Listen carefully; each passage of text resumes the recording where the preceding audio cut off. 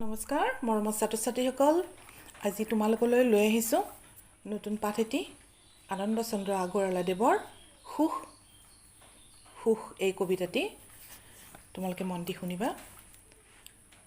আমি প্ৰথমতে কবিজনাৰ পৰিচয় লৈ আহিছোঁ।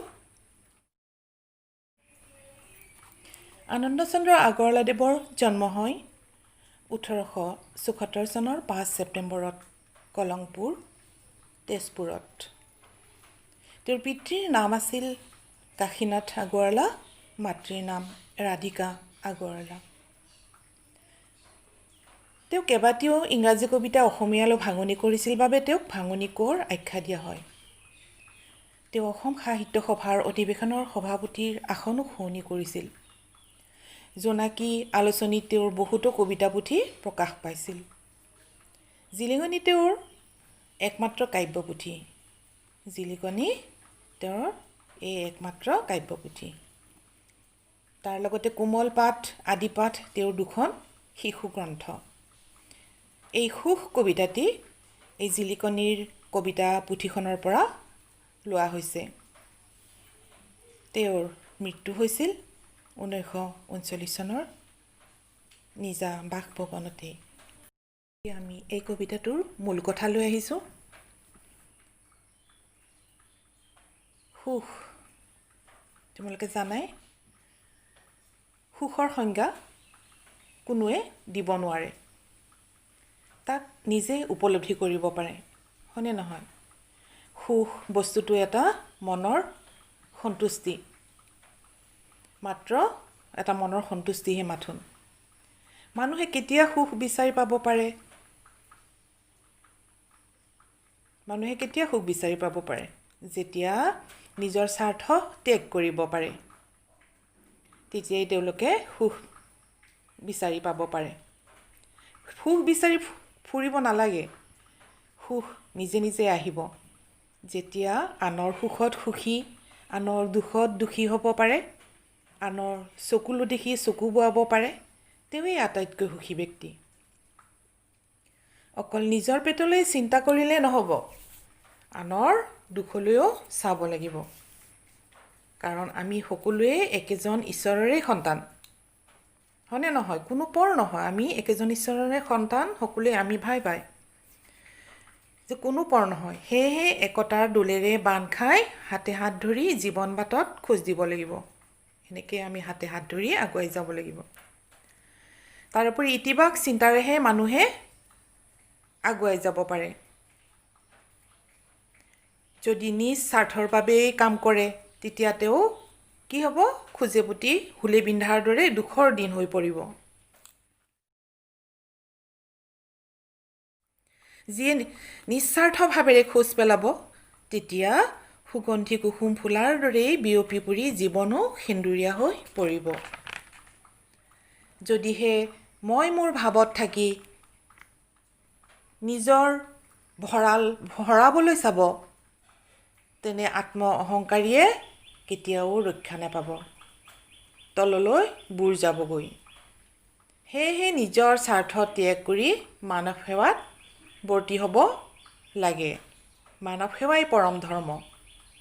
গতিকে মানুহৰ সেৱা কৰিলে জীৱন আলোকময় হৈ পৰিব। লগতে দেশ ভাতৃত্ববোধেৰে তথা প্ৰেমেৰে ভৰি পৰিব। কাৰণ প্ৰেম আৰু উদাৰতা হৈছে সুখৰ এক আহৰণৰ উৎস।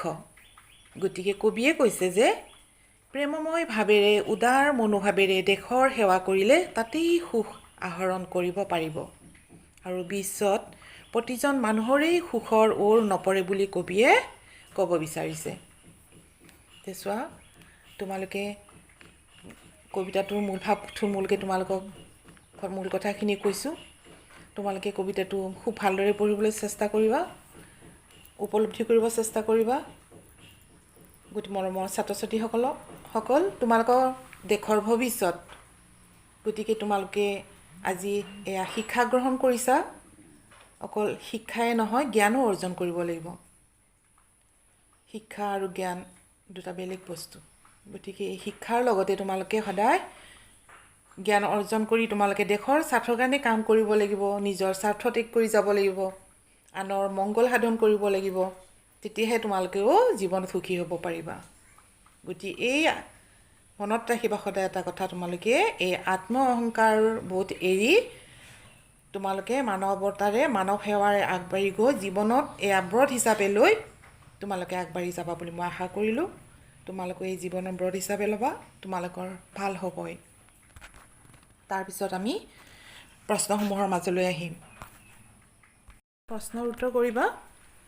প্ৰথম প্ৰশ্ন হৈছে, মানুহৰ সুখ দুখৰ আচল কথা কি? উত্তৰ, মনটোৱে মানুহৰ সুখ দুখৰ আচল কথা। কাৰণ নিস্বাৰ্থভাৱে মানুহৰ সুখ দুখৰ সমভাগী হৈ শৰীৰ বা মনত আনন্দ লভিব পৰাটোৱেই আচল কথা। অৰ্থাৎ মনটোৱে আচল। 2 নম্বৰ প্ৰশ্ন, কেনেকুৱা ধৰণৰ ভাৱে মানুহক তললৈ বুঢ়াই বুলি কবিয়ে কৈছে? যে কেনেকুৱা ধৰণৰ ভাৱ, এই ভাৱে মানুহক তললৈ বুঢ়ায়। উত্তৰ কৰিবা।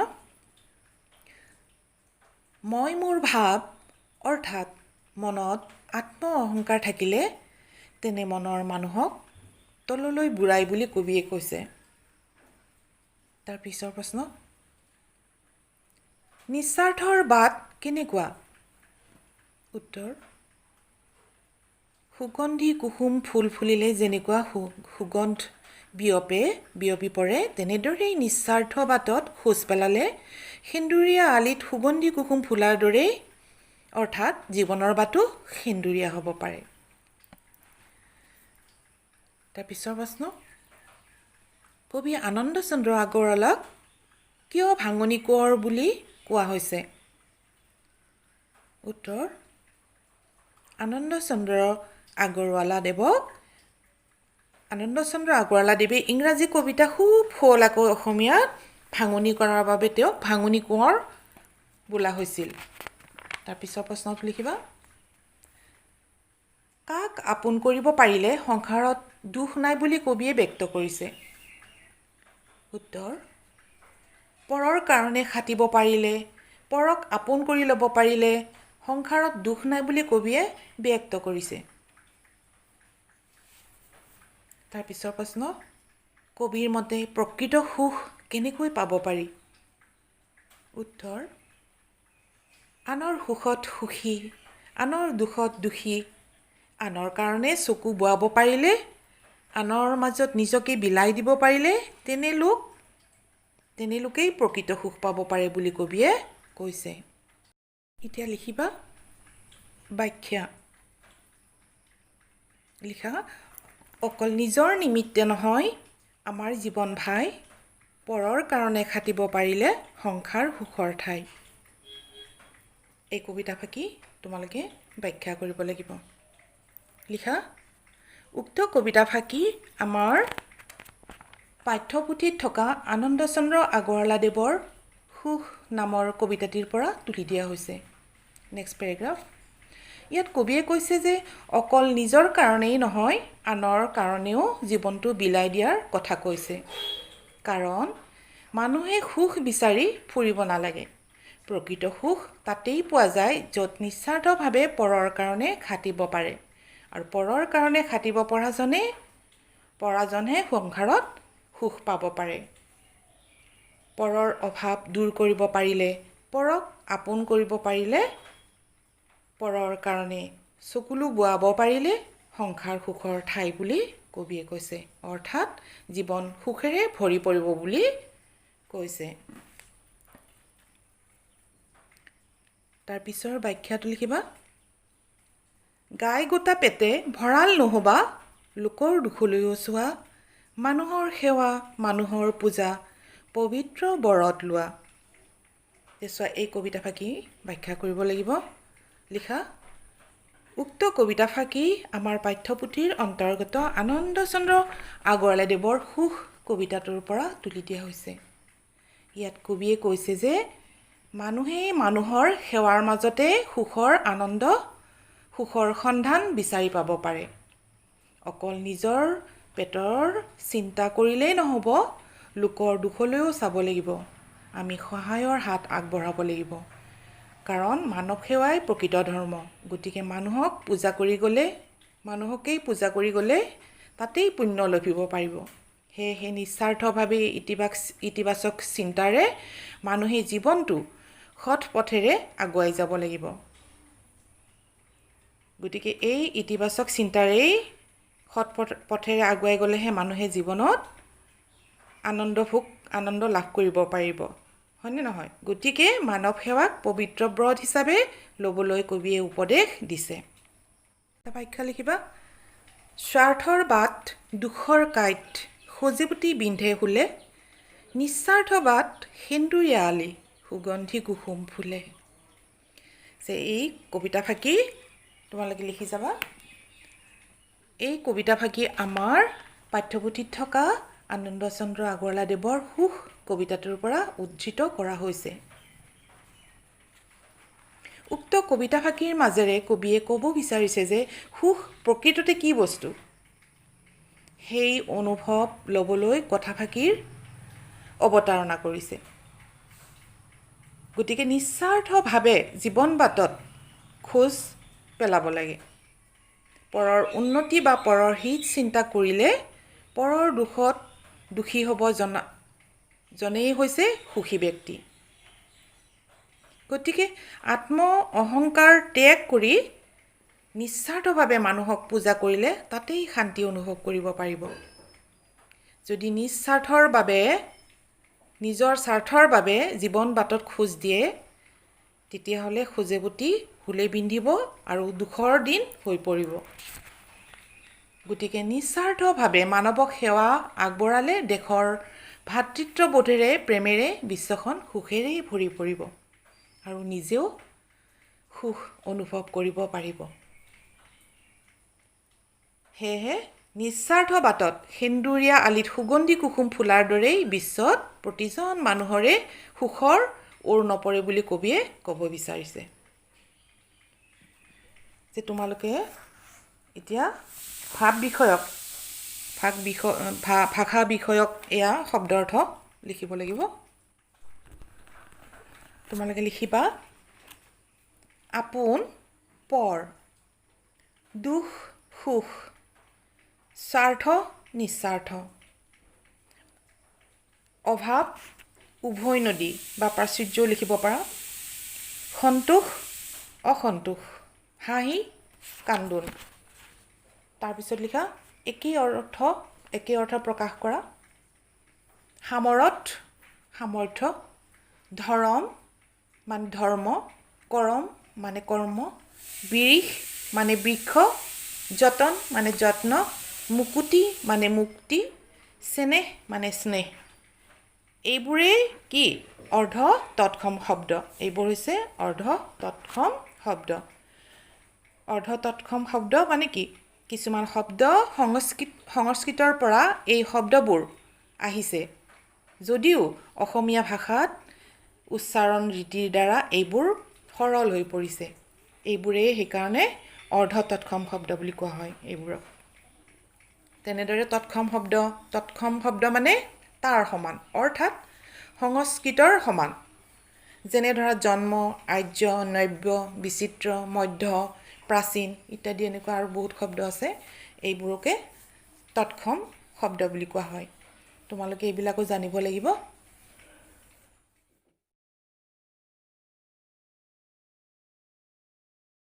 তোমালোকক কবিতাটো মই পাঠ কৰি শুনাইছোঁ, তাৰ আগতে তোমালোকেও ভালদৰে কেইবাৰমান পঢ়িবা, মনত ৰাখিবলৈ চেষ্টা কৰিবা। সুখ কবিতাটো মই তোমালোকক পাঠ কৰি শুনাইছোঁ, তোমালোকেও পঢ়িবলৈ চেষ্টা কৰিবা। সুখ সুখ বুলি মানুহ বলিয়া, নেদেখি সুখৰ মুখ, সুখ বিচাৰোঁতে পাই সংসাৰত দুখৰ উপৰি দুখ। দেখিও নেদেখা কিয় দিন কণা, সুখ যে হাততে আছে, যিয়ে দিব পাৰে স্বাৰ্থ বলিদান, সুখ ফুৰে পাছে পাছে। অকল নিজৰ নিমিত্তে নহয় আমাৰ জীৱন ভাই, পৰৰ কাৰণে খাটিব পাৰিলে সংসাৰ সুখৰ ঠাই। পৰৰ অভাৱ পৰৰ দুখত হিয়া যদি পমি যায়, পৰক আপোন কৰিব পাৰিলে সংসাৰত দুখ নাই। শক্তি সামৰত পৰৰ সুখত বিলাব পাৰিলে ভাই, পৰৰ কাৰণে কান্দিব জানিলে কান্দোনতো সুখ পায়। সকলো আপোন যতনৰ নাৰী কাকনো বুলিম পৰ, পৰম পিতাৰ সকলো সন্তান পৃথিৱী আমাৰ ঘৰ। গাই গোটা পেটে ভঁৰাল নহবা লোকৰ দুখলৈ চোৱা, মানুহৰ সেৱা মানুহৰ পূজা পবিত্ৰ বৰত লোৱা। মই মোৰ বুলি নাথাকিবা মজি মোহৰ জালত পৰি, মই মোৰ ভাবে তললৈ বুৰাব নাপাবা ৰক্ষাৰ তৰি।